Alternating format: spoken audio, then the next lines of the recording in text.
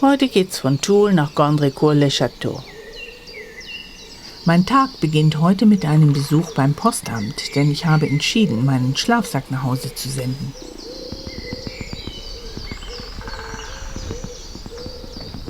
Hier verlasse ich auch das Moseltal und der Weg aus Toul hinaus ist nicht ganz ohne. Um es vorwegzunehmen, die ersten 12 Kilometer fressen aufgrund der recht schwierigen Wegbeschaffenheit, jedenfalls für mein bepacktes Fahrrad, jede Menge Akku. Der Weg mutiert schließlich gänzlich zu einem Wiesenweg und meine Reichweitenanzeige schwindet enorm. Bestenfalls finden diese Kühe das noch lustig. In der Ferne zeigt sich schon eine Anhöhe, die ich auch gleich noch überqueren muss. Auf dem ansteigenden Schotterweg nutze ich meine Schiebehilfe. Aber wie gesagt, das ist eben auch nur eine Hilfe und das Rad schiebt sich nicht von allein.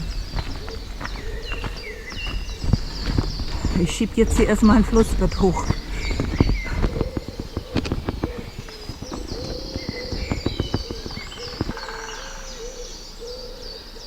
Ich bin jetzt hier offenbar auf dem Gipfel von diesem Berg angekommen. Hügel nennen die das hier wohl nur, aber es kommt mir vor wie ein Riesenberg. War sehr anstrengend, teilweise durch Pfützen und Matsch. Bin jetzt schon K.O., bin nur 12 Kilometer gefahren. Ich hoffe, ich schaffe das mit meinem Akku heute. Hier oben auf dem Plateau fährt sich der Weg eigentlich relativ gut. Gut geschottert und gewalzt, da kommt man ein bisschen voran.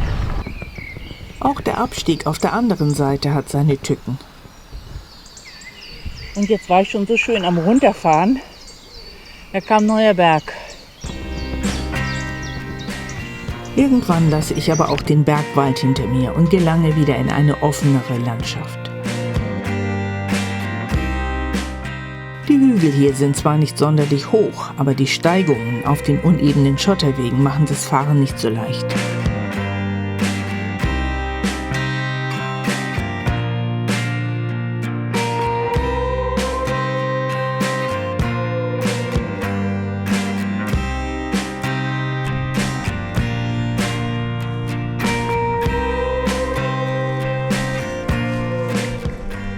So, das war die zweite Muschel.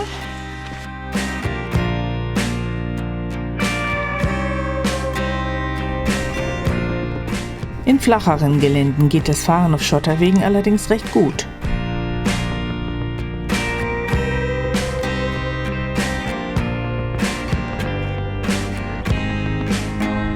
So, jetzt muss ich mal erzählen, von wo ich überhaupt gekommen bin. Und zwar von diesem Hügel da. Hier sieht man einen kleinen Weg, da bin ich runtergekommen.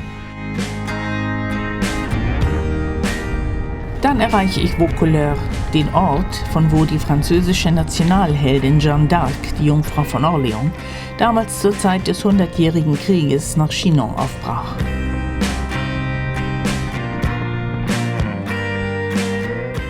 Ich mache eine kleine Pause an der Porte de France. Nun hat man sich hier schon drauf bemüht, dann ist da keine Bank im Schatten. Das ist einfach unglaublich. So, jetzt zeige ich erstmal den Rhabarberkuchen. Da ist er. Ich hoffe, der schmeckt.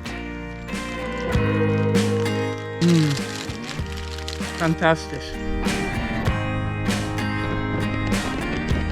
Auch während der zweiten Tageshälfte bleiben mir heute Schotterfeld und Waldwege treu.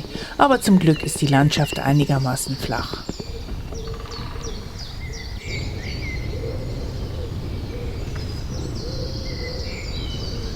Und dann nähere ich mich meinem Etappenort.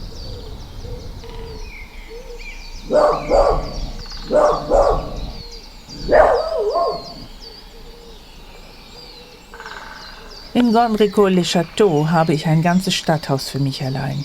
Nicht, weil ich unbedingt ein großes Haus brauche, aber in Ermangelung anderer Buchungsmöglichkeiten. In diesem Haus könnten locker 7 oder 8 Personen unterkommen. Es gibt hier ein modernes Bad, einen Aufenthaltsraum und eine schöne große Wohnküche, in der ich mir am Abend eine Paella zubereite.